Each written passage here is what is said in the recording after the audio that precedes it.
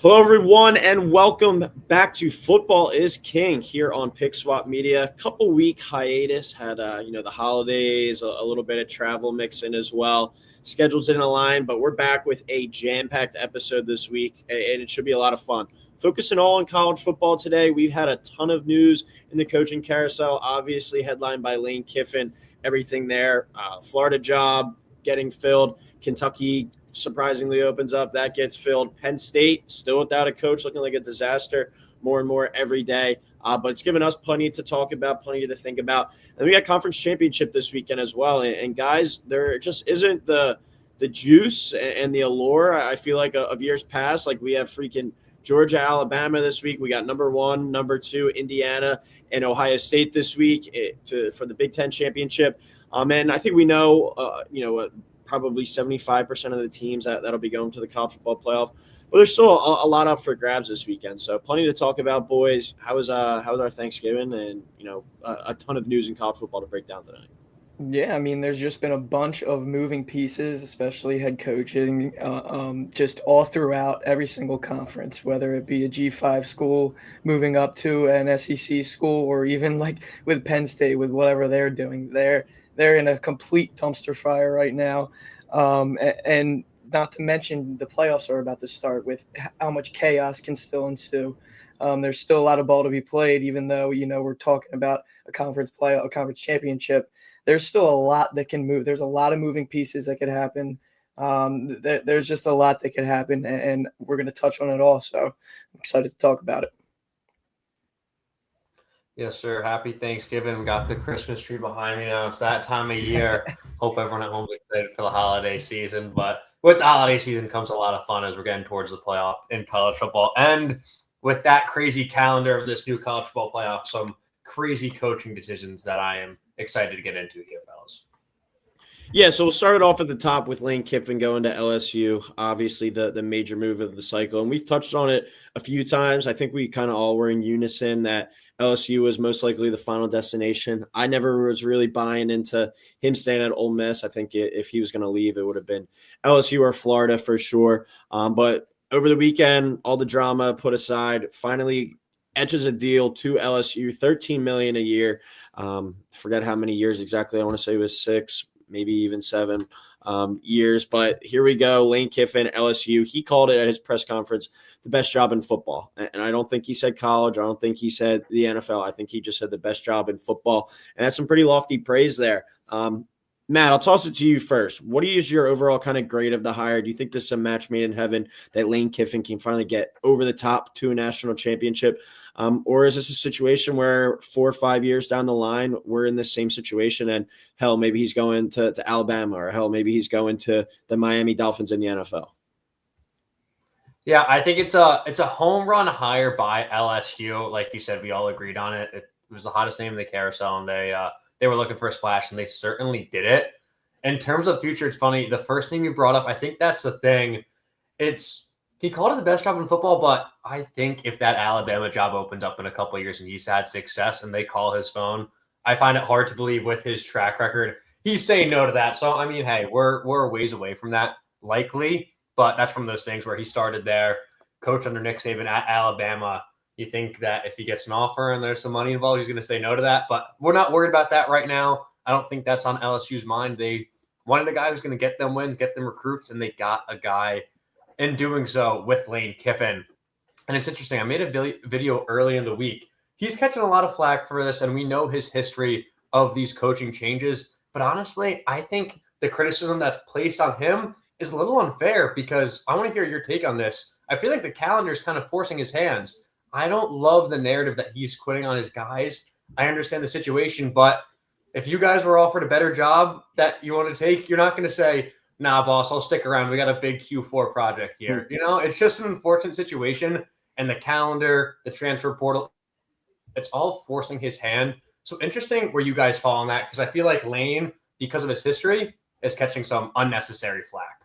Yeah, I mean, the schedule of it doesn't help him at all or help his case. It's a tough look leaving an 11-1 team that's fighting for the playoffs. But I think for me, the main takeaway, from him leaving Ole Miss is, this has always been him. This has always been Lane. Did really anyone expect him to change? I think this has been, the Lane Kiffin, we all, know, like, so why would anything change now? I completely understand why it's annoying for, all this drama to happen with Ole Miss, but this is what you sign up for when you hire Lane Kiffin. And like we touched on it before, if that Alabama job opens up, who knows? We could be talking about Lane Kiffin going back there to Alabama.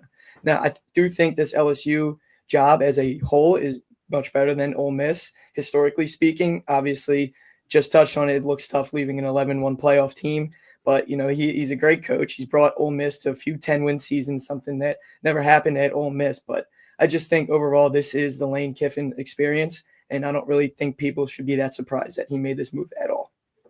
Yeah, I'm not. I don't think surprise is the word that anyone would probably use for that. I think his days were always kind of numbered at Ole Miss, whether it was a Texas that opened up, whether it was an Alabama, whether it was an LSU. Like, I was very surprised last year that he actually wasn't the guy at Alabama. They're kind of handpicked guy when that job opened up. But you look at this new situation, it makes him one of obviously the highest paid coaches in the sport. And now if what he says is right, like, he should be able to get any player he wants. You look at Ole Miss's football stadium, I think it only holds like 61,000. Compared to that to LSU stadium, that's over 100,000. You look at all the LSU games that are big games, those get thrown in prime time. Ole Miss games get thrown on the 3:30 slate. Just everything was just a little bit more of a step up that made this LSU job more intriguing at the end of the day. But at the same time, he was a legend there at Ole Miss. Like, he wins 10 games there, back-to-back years. That's the best in program history, and that's pretty wild to say that for a program that's been in the SEC as long as they had. So very interested in that whole entire kind of situation there, because the pressure's on from day one at LSU. Like, we saw Brian Kelly go wherever he needed and won wherever he needed in the past. Then he gets to LSU and he's ran out of town just in a few years. So the pressure's on immediately. And I think that's going to apply to a bunch of these jobs as well. We'll go over to Florida next with John Summerall leaving Tulane. He's still going to coach in the conference championship game, which I think is pretty cool. See if he can get them to the playoff. If they go to the playoff, I don't know if he's still going to be coaching there because he's got to recruit the roster to Florida and everything. It's kind of hard to juggle both, but cool to see him at least get to finish this out. Nick, we'll start with you. Thoughts on Summerall to Florida? Because it's eerily similar, I think, to bringing in Billy Napier, who was a really good coach at the G5 level and just really wasn't cut out for this level. Do you think it'll be different with John Summerall this time around? Yeah, I don't know how high I am on Summerall, but I am higher than a lot of these other coaches. Now, I'm a little surprised, I guess the word I'll say, that Florida goes after a G5 coach. I kind of thought they were going to handle someone that has already been in the SEC a couple of times. But I don't really – I think that this is a good hire. I think there still needs to be another guy after him to kind of really make Florida that next level of the top of the SEC. I think Summerall could be that guy, that bridge guy.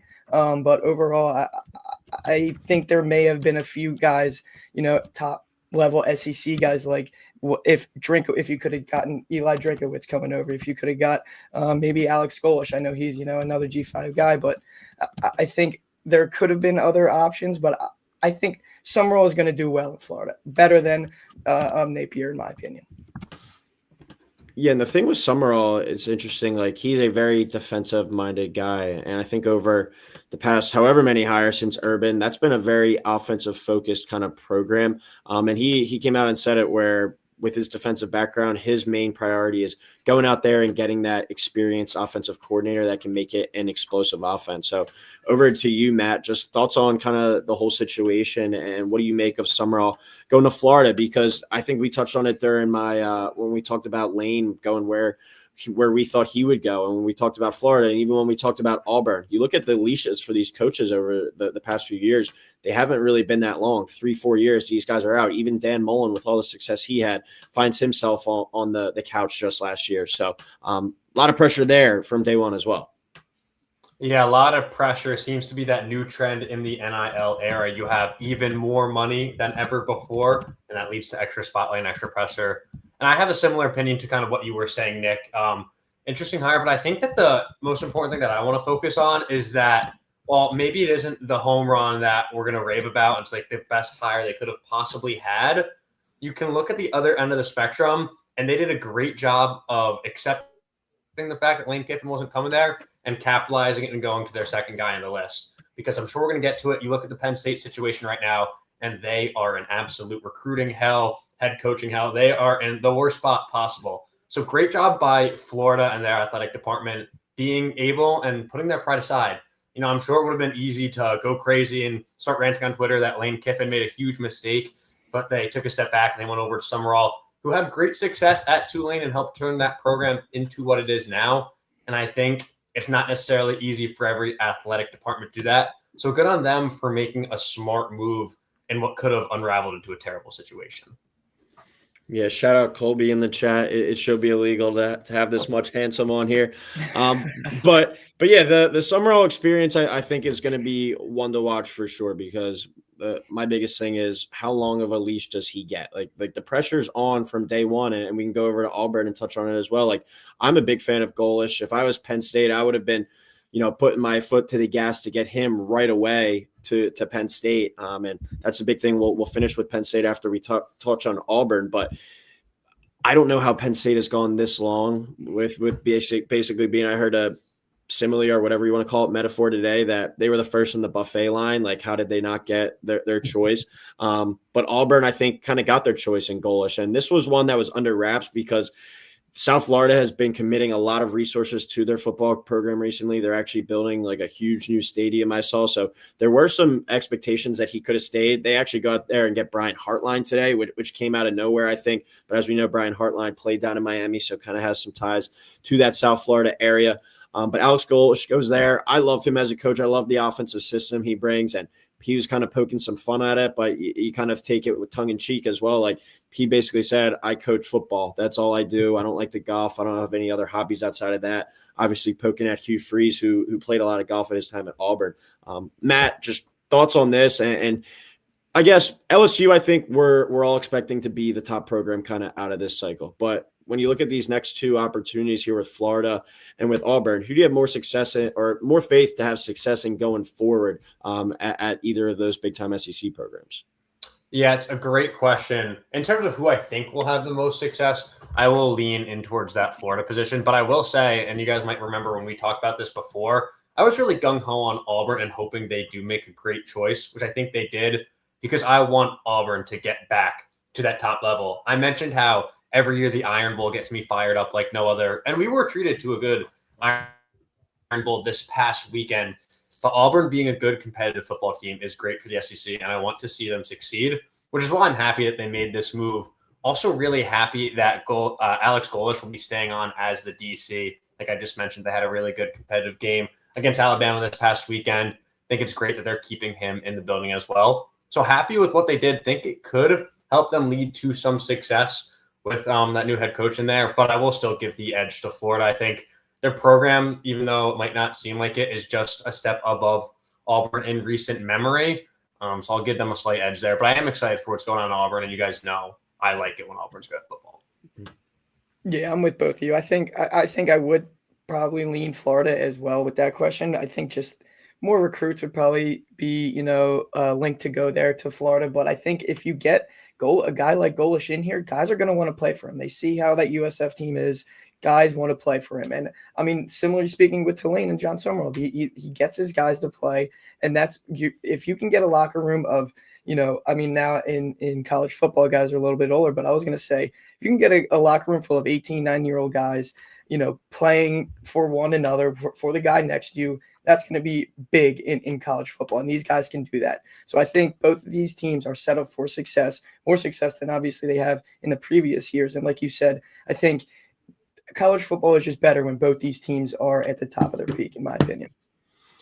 Yeah, I'm actually going to go with Auburn. I think I'm more of a believer in Golish, and I'm a huge fan of what they were able to do with retaining their defensive coordinator from this year, DJ Durkin. They had a lot of talent on the offensive side of the ball, but they just were never really able to get it cooking. Alex Golish, we saw what he was able to do this year with South Florida, consistently putting up 40, 50 points on different outings. I think he's going to be able to bring that explosive offense to the SEC. Sure, it might take some time, but if he's able to keep that 5-star recruit this year at quarterback, Deuce Knight, if he's able to keep Cam Coleman on the outside, those guys got to look at at what USF did in their offenses and be like, I get to play for this guy now instead of what Hugh Freeze was doing the last few years. That's huge. And to combine that with keeping your defensive coordinator, who that defense really kept them in a lot of games this year. And if the ball bounces another way 2 or 3 different times, we're talking about a different story for that Auburn team. So I think Auburn, if they're able to keep that roster, is in good position to kind of succeed right away next year. Does DJ Lagway stay at Florida is a main question. I personally think he's a little bit overrated, but a lot of other guys on that team are very talented. So both of those coaches have the ability to step right in and have immediate success.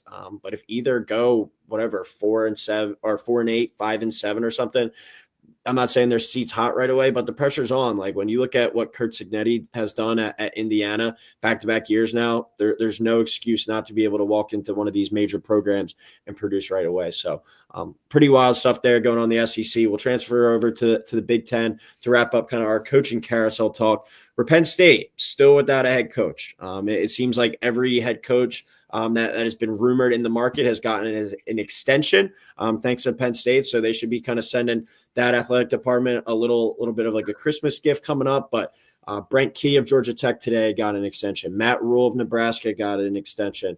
Clark Lee at Vanderbilt got an extension. Just to name a few, you got Kalani Sitake, the BYU head coach, the Crumble Cookie CEO comes out and ups his salary. I mean, those Mormons out there got some money for what they did with the basketball program too. I think their biggest donor is like the Utah Jazz owner.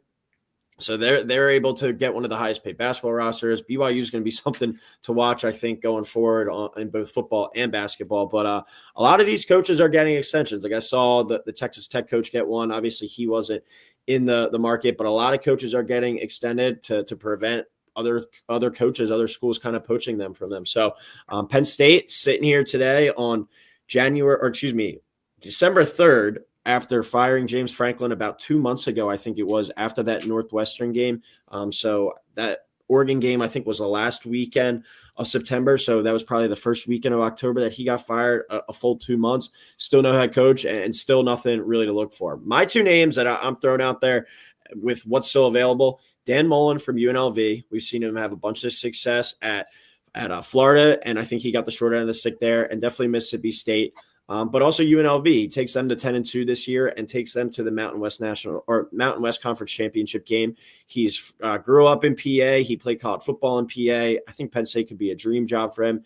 And then my other guy is your guy, Matt, Brian Dable. I think he could be a fit too with his both experience in the NFL, but also at Alabama as their offensive coordinator. If he's a guy that gets that opportunity, I think he would definitely get on that. I'm pretty sure I saw too his kids. At least one of his kids has gone or is currently a student at Penn State. So another connection there with that. Throw it over to you first, Matt, just with those two candidates and anyone potentially on your mind as well.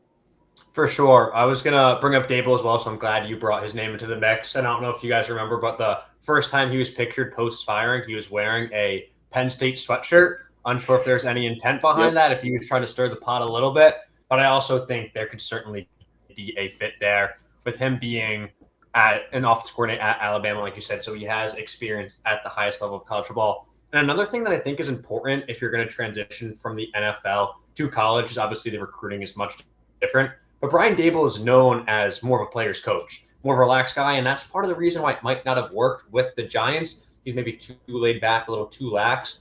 But that's kind of what you need in terms of recruiting and fitting in with these young kids to get them to come to your program. Certainly a name to toss out there. Not something that I think will happen, but I just have to bring it up in the conversation. I'm not sure if you guys have seen online, Ben Roethlisberger was calling for Mike Tomlin to be a potential coach for Penn State next year, which I think is absolutely hilarious. Would be absolutely absurd. I don't think that guy could coach in college football, but had to bring his name up. Would love to see Dave's go to Penn State and see what he can do in that program too. But imagine Mike Tomlin, Happy Valley in a whiteout. I don't think any 18-year-old wants to play for that man. No, I would be very surprised if we see Tomlin on the sidelines for Penn State. But honestly, you guys brought up really only two guys that I could really even think of that would be somewhat, good hires for Penn State, and Dan Mullen and Brian Dable. Like, other than that, they kind of just struck out. And, with how their season started, it was pretty obvious that they were going to get rid of Franklin, but we didn't see how this head coaching search was going to end up. And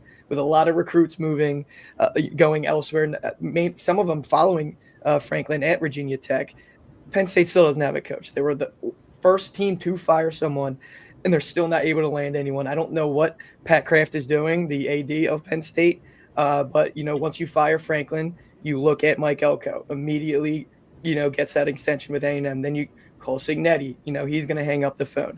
Matt Rule, Marcus Freeman, Drink, Clark Lee, all of them get extensions. So you're right. You can thank Penn State for getting all these coaches the extensions. And I was even seeing if Alabama lost the Iron Bowl, you could see DeBoer maybe making that move to Penn State. Then I saw Lincoln Riley, his agent just pulls him out of every running the last couple days. So they're striking out on anyone. Bob Chesney to UCLA, I think Hartline to USF, both of them you could have gone after. I think this is just an overall disaster class for Penn State. Fans have every right to be pissed, and I wouldn't be surprised if their AD is fired after all this happening. Yeah, I think it's what's going on with recruiting too. I saw that they have the worst recruiting class now. It's absolutely ridiculous. Not just are they unable to secure a head coach, but they haven't been able to put any ease in the mind of the recruits. I saw they have like 1 4-star commit left. I'm like, that guy must have grown up 2 miles from campus and absolutely love Penn State, because I don't know how he's the only guy still hanging out. I think that 4-star went to Nazareth, which is in the Philly area. But there was another. They have 2 other 3-stars, and I think one of them didn't end up signing his letter of intent or something like that. They had a kid from Malvern Prep that did wind up signing today. I think a 4-star, but still they're way at the bottom. Everett here brings up this, and I was going to bring up this too. Terry Smith, the interim right now. I think it's very possible, if they're not able to get something within the next week or so, that they kind of just give him like a 2 or 3 year contract, give him like $3.5 million or something, and low buyout number, not much of a commitment, where, all right, give him a chance for next year. And it seems like all the players want him, and there's been reports today that the boosters and some high-ranking officials want to give him a chance. If you don't know his story, he's a Penn State guy through and through, played there, has coached there under Franklin for a while, but doesn't really have any head coaching experience. But he is Penn State. He understands the Penn State culture and whatnot. So maybe he gets the opportunity. And like I said, you give him a 3-year, $9 million contract, and all right, this year goes bad, you go 6-6, 7-5, you fire him, and you're back in the rotation next year. At this stage of the game, I don't think that's that bad of an idea, but I do think it would be a massive mistake if they gave him like a 5-year, $30 million contract, something like that, with a major commitment after what you just did with Franklin. And they kind of got out of the Franklin buyout a little bit with him taking that Virginia Tech job so quickly. That definitely cut the number, I think, at least in half for his buyout. So they're in a bit of a better situation there. But to wrap up this conversation real quick, we talked about obviously the Penn State situation, Florida, Auburn, LSU. Outside of any of those other hires, what is your guys' favorite hire for this cycle, outside the ones we talked about? Nick, if you want to start us off. I don't know if it's my favorite, but I'm kind of intrigued by it. Bob Chesney did at UCLA. I'm a big fan of this hire. I think that UCLA team desperately needed a change of culture when, Deshaun Foster got fired early. He got fired pretty, early with James Franklin. But I think he kind of brings just, winning culture into this locker room. JMU's 11-1. I think he took JMU to 20-4 the last 2 seasons after coming in after Signetti. I think he has a 131-51 record as a college head coach over 16 years at different levels. I think he was at Holy Cross before JMU, but I think this is a good hire for UCLA, and kind of a shame for JMU to keep losing these good coaches. I think Will Stein at Kentucky is an intriguing one. I want to know how he does in the recruiting game and from a head coaching standpoint rather than an offensive coordinator. And I want to see how Pat Fitzgerald does at Michigan State. I think he kind of got, shafted a little bit with his situation at Northwestern. I think he can kind of bring back that Sparty football back in Michigan State.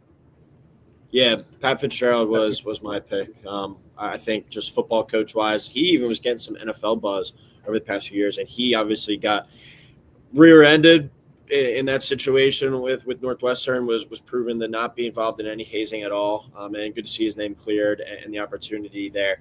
And I think as well, Brian Hartline down there at South Florida, I think he's going to be able to take off. And Might have had some interest from Penn State, might have had some interest from like a UCLA, one of these bigger jobs. But I think it's a good spot for him to go, kind of learn how to be a head coach for 2 to 3 years, and then really take that step up to get that big boy job instead of making this transition over right away too quickly. So if you had to make me make a pick, if I can't take Pat Fitzgerald, I would probably take Brian Hartline there. Yeah, completely with you there. I think Hartline was a guy I was going to mention. Fitzgerald's a good one too, with just the history there. But Brian Hartline, I mean, at Ohio State, I think you can argue he might be the greatest recruiter of wide receivers of all time. I mean, some of the guys who have been brought in his era are absolutely ridiculous. And we mentioned the Florida ties already, going to replace a great offensive-minded coach at USF. And we know that Florida speed is different out there. I'm sure he can get some really nice receivers and continue to develop them, the way he did at Ohio State. So that's one that I'm really excited about.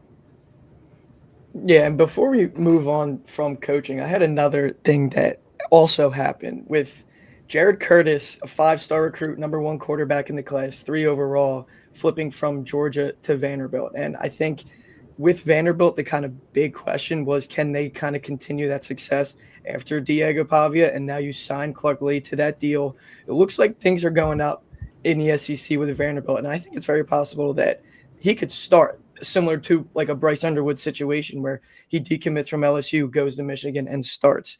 And I would maybe even say that this flip could be as big as that Underwood, flip. But, I think with Gunnar Stockton probably staying, he's not going to want to sit behind someone. And that's kind of what this era of college football is. We already see, I know the top 2 quarterbacks of this class, Jared Curtis staying home at Vanderbilt, Keyshawn Henderson staying home in Houston, 2 teams that we don't really see getting these top recruits. So we can see how the college football NIL era is completely changing, the landscape of where these recruits go. We're seeing, guys would rather play at lesser schools rather than sit behind, upperclassmen. So I think it'll be really interesting to see how kind of these top recruits, their careers play out and how the transfer portal, NIL, how it shapes up college football as a whole. Yeah, and I saw too, I think the number 5 recruit is like an edge rusher going to Maryland, and he's a kid who grew up in Maryland. So another kind of interesting move there. But we'll switch over now to conference title weekend. As I talked about at the beginning, doesn't exactly have the rush as it has in years past, and it's pretty crazy to say that when number 1 Ohio State is playing number 2 Indiana, both teams undefeated, but as we know, both are definitely in the playoff. Georgia versus Alabama, I think still means a lot. Like if Georgia takes care of business and beats Alabama by double digits handily, maybe Alabama's on the outside. And Georgia, obviously they win, they get the bye for sure. But if Georgia loses that game, do they fall out of the bye? And then Texas Tech, BYU, they win, they're in. Texas Tech still in regardless. So still a lot to play for, but not as much as before. I think that's kind of one of the main complaints from some people. So we'll start it off, though, on Saturday at noon on ABC with the Big 12 title game. You got number 11 BYU, went 11-1 this year. Number 4 Texas Tech, 11-1 this year as well. Texas Tech in that first matchup against BYU absolutely smokes them, and that's what the line reflects in this game. Texas Tech's a 12.5-point favorite, over under 49.5, and listen, with all the smoke and noise around Kalani Sitake leaving BYU to go to Penn State potentially, that's behind them now. The coaches know that he's there. He's going to be there for the long haul. That's kind of like an inspiring moment and like something that you get up for as a player, that your coach wants to stay with you guys, and you want to go out there and kind of prove them right. So to start with you, Nick, do you think BYU has a chance to potentially upset this Texas Tech team that has really kind of rolled everyone in their path this year, except that one game that they lost, which was, I believe, to Arizona State in a nail biter? Yeah, I mean, this Texas Tech team has looked legit. They're looking to secure that first round bye, and you touched on it. BYU's fighting for its playoff life right here with Sitake staying. That could really, rally a team. They could come into this one with some steam, I think. And, with how the ranking looks as of now, BYU is going to have to win in order to get in. And I don't think this committee will put them in at 11-2. Like, if BYU does win, that could shake up a lot of the at-large, I wouldn't think Texas Tech drops out of the playoffs, but then where would that leave, Alabama or Georgia or Notre Dame? There's just so much, chaos that could happen. And, obviously I'm all here for it, but I think overall in this one, they already played this year. Texas Tech winning handily, especially defensively. That Texas Tech defense is one of the best in the entire country. Jacob Rodriguez, who's proven to be one of the better linebackers in the country. David Bailey, one of the best defensive linemen in the country, 12.5 sacks this year, leads the country in total pressures. So I think this BYU offensive line is going to have their hands full. And they've done a pretty good job this year protecting Bear Bachmeier, but this is a Texas Tech front that is just different. So I think I'm going to stick with Texas Tech. Overall, better football team, in my opinion. I think they just kind of, out-physical them, just impose their will. I don't really know 12.5. That might be a little steep for me, but that Texas Tech team does, kind of just dominate teams. I like them to win. 12.5. I don't know if I want to take that in a conference championship, but I think I would lean the under as well in this one. Yeah, I'm with you on a lot of what you said there, Nick. 12.5 is a lot of points for a conference championship game, which is always a little concerning. But then, when you look at the 29-7 score when they first played, you understand where the line comes from, right? Texas Tech is an absolutely phenomenal team there, and they look legit. One thing I will say about BYU is from when I'm watching them, they do look like a physical team, and I respect the way that they play football. But when you're going up against a team like Texas Tech, you got to do that for 4 quarters, and you cannot waver once. That's how you're going to win the game. You have to win in the trenches, and it's not going to be easy with what you described as an excellent Texas Tech defense. So I think Texas Tech is going to take care of business, but to address the original point, Ryan, does BYU have a shot? For sure. They definitely have a chance. It's hard to beat a good football team twice. I just don't think it's super likely. Yeah, I think BYU is going to make this one kind of interesting in the first half, but Texas Tech kind of has that Indiana vibe to them where, you can say what you want about Indiana if you believe they are a legit 12-0. But when Indiana gets you down, they put that foot on the gas and beat you really handily. And Texas Tech kind of shares that similar vibe. Like you look last week against West Virginia, 49-0. I think that was 21-0 by the end of the first quarter. You had the BYU game that was 29-7. Look at all their victories this year. Every game this year has been decided by double digits. The only game that wasn't decided by double digits was their 4-point loss at Arizona State. So Texas Tech, when they get you down, they keep that foot on the gas. So I think that they're better than this BYU team from top to bottom. I think they're more athletic. They got just more dudes across the board than this BYU squad. I expect BYU to be able to get some better recruits kind of going forward with this NIL infusion and kind of look at what Texas Tech was able to do and how they built that roster into this kind of mega team this year. But I do like this Texas Tech team to win this one, and I am going to take them to cover. I think they win this one by at least 2 touchdowns, kind of follow that similar path that they have all year. So all of us going with Texas Tech there. I think that would pretty much eliminate BYU from any contention of going to the college football playoff. We'll go to the SEC championship now, which is a 4:00 kick on ABC. And I talked about at the beginning with number 3 Georgia at 11-1. They play number 9 Alabama, who's 10-2. And you would think, Alabama's sitting here at number 9. They should get in regardless if they win this game, if they lose this game, because they're forced to be basically playing an extra game. And if the bracket was today, they would be sitting there 10-2, the number 9 team in the college football playoff. Would it be unfair with a team like Notre Dame, with a team like Miami, a team like Vandy sitting at home and not having the chance to rack up that third loss to kick Alabama out? Start off with you, Nick, for this one. Thoughts on this game, and regardless of the result, should Alabama be in the field? Yeah, I'm with you. I don't think the committee should punish a team for making your conference title game and losing it. I think it's as simple as that. But touching on this game, rematch of the game earlier in the season where Alabama went to Georgia and gave them their only loss on the season, and that game really started some momentum for Alabama. They beat teams like Vandy afterwards, Missouri, Tennessee, South Carolina, and LSU after that. I know they're a little weaker, but they did that before losing a tough one to Oklahoma. But I think Georgia is going to want some revenge here. If Alabama wins this one, they get themselves that first-round bye, force Georgia to possibly miss out on the first-round bye. But if Georgia wins, they'll probably be that 2 seed behind whoever wins the Big 12 title game. And like you touched on it, if Alabama loses, you're going to have that tough conversation with a 10-3 Alabama team. But in my opinion, you can't punish a team for making your conference title and losing it. But I guess we'll see what happens, what they think about it. But for this one, I think Georgia does get their revenge. I think, I like how Gunner's been playing, not as much as that, Georgia Tech game, but, he's really turned it on since that, loss to Alabama. I do think this Georgia defense needs to step up. They've been, not that scary Georgia defense that we've talked about the past couple seasons. That defensive line really needs to get to Ty Simpson. You got to speed him up. You got to get past through the Alabama offensive line if you want to win this game. But overall, I think I'm just going to trust Kirby Smart in a spot like this. I think a low total here, so I think I'd go with Georgia and the under in this one.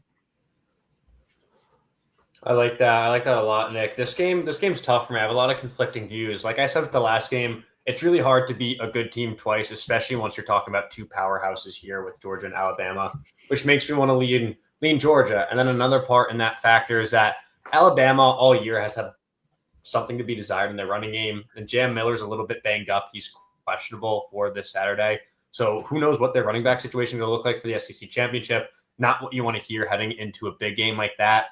But when we get to the quarterback matchup, while Gunnar Stockton has been playing well, something about Ty Simpson, I feel like he has a little bit of that it factor and a little bit of an ability to step up in the clutch moments. Well, from that Iron Bowl, it wasn't his sharpest game, but he's had some nice throws to get a couple touchdowns to help them secure that victory. So there's that little part of me that wants to pull for Alabama and pull for the quarterback who I think will make more plays. But overall, I think the smarter pick is to pick the Georgia team here. I'm a firm believer that you don't really beat a good team twice. It's almost impossible to do that in college football. So I'm going to have to pick Georgia, but I really have conflicting viewpoints here for those reasons. Yeah, I think you kind of touched on it for the Big 12 game where it's hard to beat a really good football team twice. And the biggest thing is Kirby Smart and Alabama. He's not really able to get over that hump. Is he able to do it in this game? Because that was a pretty shocking result, I think, when Alabama went to Georgia. I don't really think many people had that on their bingo card just because of how dominant Georgia has been at home during the Kirby Smart era. I think that was their first loss there since like 2016. So can Alabama pull off some magic and do it again? I don't think so. I think this Georgia team just has an identity and just has that way about them that they're able to win games. They've been counted out a lot this year, but they've been a team that's kind of had that devil fourth quarter magic. We compared it before, I think, to the Eagles. The Eagles don't have it as much, I think, anymore, but just push comes to shove down the stretch in the fourth quarter. Even the Chiefs of old, they're going to find a way to win the game, whether it's a lucky bounce, whether it's a blocked field goal, anything in between. They just find a way. And I think that Georgia team kind of has that identity where they've been down a lot this year, but they've scratched, they've clawed, they've found their way back into games. And I think, as much as this game people are going to say doesn't matter, an SEC championship still, I think, matters a lot to Kirby Smart at the end of the day, and to be able to take down Alabama and beat Alabama. And hell, if you put a beat down on them, maybe even knock them out of the college football playoff, I think that would mean a lot to this team. And you're able to get a bye, you're able to rest up. Georgia's starting center actually got hurt last week, got banged up, had to leave the game last week. Get in that bye week and that extra chance to get some more time to recover, or even if you need to acclimate a new guy to the lineup, I think would be huge too. So I think Georgia's going to win this game. Spread sitting there at 2.5. Yeah, I'm probably going to lay that with Georgia as well. Take like a 24-17 type of victory, and go with you guys too with the under 47.5. So if that's the case, that's a result. I think Alabama's still in the field, but probably they might move down a peg or two as kind of that last at-large team there, depending on some of these other results. So before we get into the big one with Indiana and Ohio State, we'll go over to the ACC, which is a wild scenario. 8 o'clock kick 2 on ABC. This game might have 10 people watching it compared to this Indiana-Ohio State game. But Duke at 7-5. Any situation I read about and saw last week, I did not see any that pegged Duke to go to the conference championship game. But here they are. And if they win this game, do they even make the college football playoff? I don't know. Like, does the committee put James Madison in? If James Madison wins 50-0 against Troy on Friday night in their conference title game, do they put them in and leave Duke out? Or does Virginia just make it simple and win this game and they go to the college football playoff? Virginia's sitting at 10-2, number 17. They are a 3.5-point favorite here. Neutral site game down in Charlotte. Over-under is 57.5. These two teams just played a few weeks ago and was one of the lower scoring games, I believe, 34-17. Virginia kind of put it on them, but Duke can really put up some points. I'll start off with you, Matt. Any chance that Duke pulls off this upset? And if they do win, do they go to the playoff, or would you probably lean more towards that James Madison team? Yeah, never say never. I'll always give Duke a shot. But if they do win this game, I don't think they'd make the playoff, especially with James Madison climbing into that 25 spot in these past rankings there. I think the committee showcased that they have a little bit more faith in them than they would a 7-5 team would be 8-5 if they win the conference championship game. And you're talking about it, how this weekend lacks a little bit of the luster that we've seen in the past.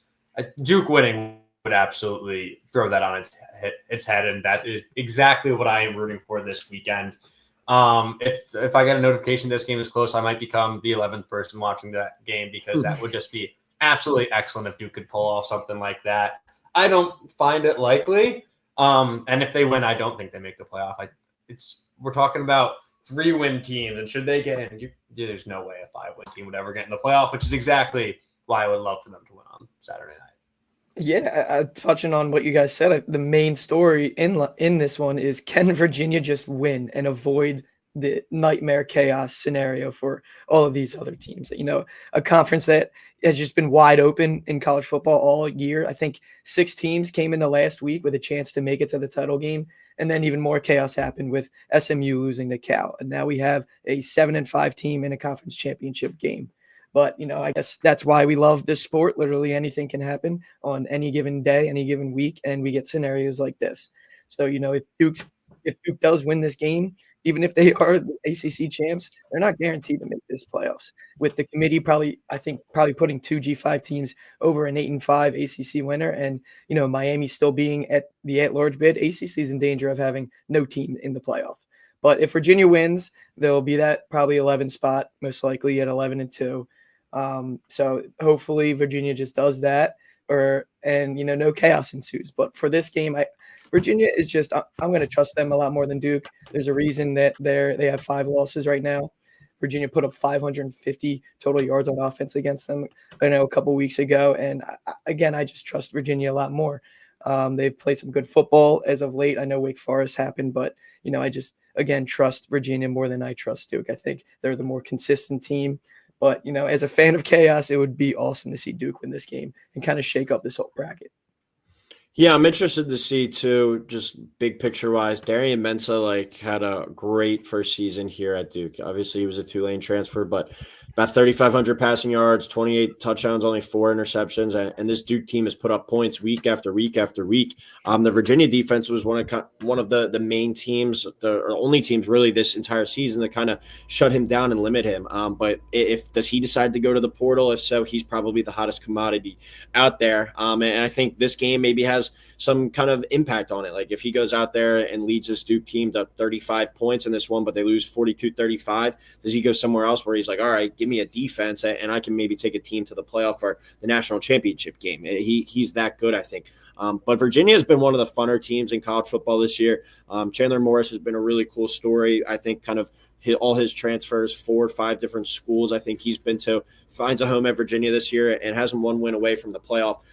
That's what college football, I think, is really all about, kind of the journey and the ebbs and flows of the season. Like, I know we expected Indiana to be good again this year, but maybe like 9-3, not 12-0. No one expected Virginia to be even close to this. Their win total was probably at 5.5, 6.5 at best. So I'm kind of rooting for Virginia to seal the deal here, go to the playoff. And I don't think they'll win a playoff game, but I think they'll make it entertaining. That's what they've done a lot this year. Maybe my favorite college football game that I watched this entire season was that Friday night Virginia versus Florida State game back in September. That was an awesome watch, and I've been kind of rooting for Virginia ever since then. So I think Virginia finds a way to get this one done. I like the over of 57.5. I don't know if I'll take Virginia minus the 3.5. But I like them to win the football game and punch their ticket to the college football playoff. All right, go back to Friday real quick. 10 seconds each. North Texas versus Tulane. Both of these coaches leaving their schools. North Texas coach leaving for Oklahoma State. Tulane, as we talked about, their coach leaving for Florida. But they're both coaching in this game, which is a pretty cool thing, I think, letting these guys kind of finish out what they started. North Texas, 2.5-point favorite. Over-under is 66.5. This one's actually at Tulane. They have the home field advantage in this one. 2 teams that could definitely put up some points in some bunches. I think this one's a fun Friday night game to kind of start off our weekend. So whoever wins this game will be going to the college football playoff. I would probably put 95% chance of that. Start off with you, Matt. North Texas or Tulane? Who do you like to win this one and to cover? Yeah, I think North Texas is taking this one. Not just because I love Drew Mestamaker. I think he's an absolutely fantastic quarterback and an even better story. And so I'm just going to take North Texas to get it done with him at the helm. Yeah, I'm with you, Matt. I love Drew in this one. Their offense is insane. I think they're first in FBS with over 500 yards a game. I love that offense. And a guy that I was watching, I think I saw a Twitter clip the other day, Wyatt Young, their receiver. He's over 1,200 yards, 62 catches, 10 touchdowns. He's first in the entire country in receiving grade with 92. Don't really know exactly what that entails, but a receiver from North Texas being the first graded wide receiver in the country kind of intrigues me. But I'm going to go North Texas in this one, and I'll take them to cover as well. I'm going to go North Texas too. I think just the firepower that they have on offense. If this one has to go score for score, I don't know if Tulane's going to match them. So I like North Texas to win. I'm going to take them -2.5 as well. Pretty interesting that we're all taking the road team there. But I think North Texas too, if they make the playoff, would give whoever they match up with in that first round maybe the most interesting game. So that's kind of what I'm rooting for at the end of the day here. But to finish it out, the big one, line's been kind of moving all over. I saw it at 5.5. Now I see it all the way down to 4. But the Big Ten title game, number 2 Indiana 12-0 versus number 1 Ohio State 12-0. 8 o'clock kick on Fox. Ohio State 4.5-point favorite here, over under 48.5. Winner of this game will be the 1 seed. I think the loser, unless just say Georgia dismantles Alabama and then Indiana gets absolutely dismantled here by Ohio State, that probably these are still going to be your 1-2s. Maybe Georgia moves up. Hell, maybe even Texas Tech moves up. But I'd have a hard time kind of seeing any team but Ohio State, Indiana, or Georgia probably at this rate as your 1, 2, or 3. But it's a big one. The 2 Heisman favorites as well was saying with Ohio State, Mendoza with Indiana. I think too, another kind of way to look at this game, if you're maybe looking to bet it, if you think Ohio State's going to win, maybe just take Julian Sayin to win the Heisman. You get a better price kind of there as your money line pick, if you're looking at it that way. But started off with you, Nick, the biggest game this season in college football. Who do you like to win, cover, and be the number 1 seed going into the college football playoff? Which, hell, it might not even be that great of a situation. You might get a tougher matchup, as we saw last year with Oregon, and they get absolutely blown out by Ohio State in the first round. Yeah, I mean, like you touched on, the biggest matchup of the year here is going to decide that number 1 team in the bracket, and very well could be the deciding factor in the Heisman race. You get Mendoza at +160, Sayin at +170. You touched on it. If you just want to, instead of taking one of the sides here, just take a Heisman at better value here. But this is why we watch football. 2 tough Big Ten teams, both at the top of the country. Heisman caliber quarterbacks, great coaches on each sideline. I think this is an elite matchup. They're 2 definitely best teams in the country, 2 teams that don't have a loss. But this Ohio State defense is just unbelievable. They haven't allowed more than 17 points in any game this year. I know Fernando Mendoza has looked like a Heisman quarterback. He hasn't faced a team like Ohio State yet. I think that with this Indiana team, if you can match up man and still be able to stop their run, I think you can beat Indiana. And I think Ohio State checks all those boxes to do so, especially defensively. I don't think Ohio State is really that scared of what Indiana brings offensively. I could, that might come back to bite me, but I think with how good that Ohio State defense is, I think they can just bring a lot of pressure at them, and they have the guys on the outside to man up. And for me right now, Julian Sayin is my Heisman, so I think I would take, the +170 there for the Ohio State quarterback, redshirt freshman, who's just, going out there looking like an experienced quarterback. 78.9 completion percentage right now, which would be all-time record in college football, and it helps having the best, receiving core in the country. So for me, I'm going to go Ohio State. I think they're just on another level, on another tier than any other program right now. So I'm going to stick with Ohio State. Yeah, I like that, Nick. I'm kind of with you there. The over-under is really tricky to me because obviously these are 2 offenses that can put points up in bunches. But the Ohio State defense is really tricking me up a little bit because I'm looking at their schedule. I'm looking at their close games. And, just take their last game against Michigan. There are none. 9. Yeah, you're right. There are no super close games. But the best teams they played, the closest matchups, they're holding their opposition to such few points. And even though they're doing well offensively, you're flirting with that over-under line. You're not really hitting it. So that's a tough one for me. I'm going to go with the over just because I think this is a matchup of 2 number 1, number 2 team in the nation, I think deservedly so, in that stratosphere. So I think we're going to see a different type of game than Ohio State is used to. And once you get into those matchups, it's interesting to see how teams handle adversity. Obviously, you go all the way back to that game against Texas early in the season, so they were a really competitive, low-scoring game there. So Ohio State has some comfortability, but not a lot of close games. I will go to the over, but hesitancy there. Really hate like that 4.5 number. Such a weird one. I think it would be fun to take a teaser there on Indiana heading into this game. But I still think I will favor Ohio State. Love Fernando Mendoza. Love his story. Would think it would be really cool to see him win a Big Ten championship game. But I have a hard time picking against what I believe to be the most complete team in the country in Ohio State, with a great quarterback, a great offense, and a stellar defensive unit. So I'm going to have to go to the pick there. Slight edge to the over just because of this unique matchup, but you could convince me otherwise. Yeah, when I saw the stat earlier this week, I was floored, kind of talking about Ohio State's defense and what they've been able to do to their opposition. They've held all their opponents this year to 17 points or less. That was the first time that a team has done that since 1975. So an all-time defense here, and with the ability to spread the ball around through the air still. They found a way to kind of run the football last week against Michigan too, which has been their downfall this year.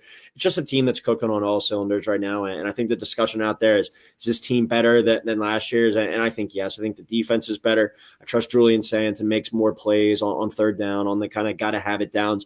What does this Ohio State team look like in a close game, though? Maybe we'll never know. Maybe we never have to see that. Is Indiana kind of their biggest test? But, this is still a freshman, or a redshirt freshman at least, making – last week obviously was a huge start against Michigan. But now we're going up a peg to play this Indiana team. What does he look like this week against a really good Indiana defense as well? And an Indiana offense that can go out and certainly put up some points on Ohio State. I think this is a fun one, a chess match. I'm really torn how to bet on this game. I think it's more so you're going to feel dumb if you pick Indiana to win this game and Ohio State just winds up winning. So if you're making me pick them straight up on the money line, Ohio State, and maybe you look to like combine it with someone else that you like, maybe like a Texas Tech that might be able to get you to like minus 125 or something like that. If you really like them, or hell, even if you like James Madison money line as well to win, throw them in and it might be able to get you close to even money. So I would maybe look at that angle, but I think this is one of those games that you kind of just sit back, you watch it, and you enjoy and see what happens at the end of the day. Or you can go with the angle I talked about at the beginning. Julian Sand, Heisman winner. If they win this game, he's sitting there at plus 170. I don't see how you give it to Mendoza over him. So any other thoughts on conference championship weekend, boys, before we head out? Nearing an hour here tonight, kind of hit on a lot of topics in the college world. I had one just on what do you guys think of – Does the committee value any type of head-to-head matchups? Because you look at Notre Dame 2 spots ahead of Miami, and you think, all right, maybe they just think, they don't value the head-to-head matchups and think Notre Dame is just a better team, which, okay, you can think that. No rhyme or reason to that. But then you have a 9-3 Texas team ahead of 10-2 Vanderbilt because of the head-to-head matchup. So I don't really know what their metrics are. I don't know what they're looking for. Texas has a terrible loss to Florida, while Vanderbilt's only other loss other than Texas is at Alabama. That's 5 ranking spots within each other that are just kind of ranked based off completely different metrics. So I know the committee has never been consistent, so I don't know why I'm expecting it, to be right now. But I feel like there has to be some type of answer, some type of, consistency with how they're ranking these teams based off head-to-head matchups. Yeah, I think when you look at the Miami Notre Dame situation, I have a hard time keeping, as much as I hate Miami, I have a hard time keeping them out instead of Notre Dame. Like, you beat them at the end of the day. You have the same record. Your 2 toughest games, if you're Notre Dame, probably are the Miami game and the Texas A&M game, and you lost both of them. Other than that, they've kind of beat up on all the inferior opponents. And, Miami has 2 bad, I don't know, like they're terrible losses. They're not great losses, but what did SMU and Louisville both finish 8-4? Like, not the end of the world there. So if it comes down to 2 teams that are 10-2 and one team beat the other and neither has a crazy advanced metric in anything, except if you maybe want to go eye test and you just think that at the end of the day, Notre Dame is better right now than they were on Labor Day weekend when they were starting a quarterback for the first time, sure, you can have that as your argument. But if you made me pick between the 2 of them, I'm going to pick the team that beat the other. And it just hasn't really mattered, I think, that much in the past. But Big Cat always says it. He's like, the games have to matter. Like, what's the point of playing the games if why you're not play them? Yeah, for sure. I'm going to give one quick shout out before we wrap it up to Kennesaw State Owls heading into the Conference USA Championship against Jacksonville State this weekend. 9-3. Their over-under heading into the season was 2.5 wins. So shout out Kennesaw State. Absolutely ridiculous season. I remember one of my buddy's dad went to Kennesaw State, so we were absolutely clowning them for the past few years because they've just been horrendous.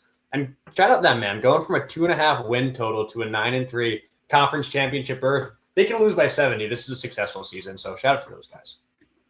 Yeah, definitely a cool story. And like we talked about, like with Virginia, that's the beauty of college football where, sure, you see it in the NFL sometimes. NFL, though, I think still with that stuff has a little bit more parity. When a program like a Kennesaw State, who actually just came up from the FCS just a few years ago, does that, or a team like Virginia where everything that happened with the shootings in their program just a few years ago, to get out of that and potentially go to the college football playoff. College football delivers definitely more stories, I think, than any other sport. So cool to see there. Great episode talking with you guys tonight. We'll be back next week. We'll talk the bracket when it comes out, break down that, and over the next couple of weeks, obviously get into those matchups a little deeper, but break down the bracket, and then we'll start to touch on some more NFL stuff as these division races come down to the wire. So thank you everyone for tuning in tonight. As always, please like, please subscribe, and we'll talk next week.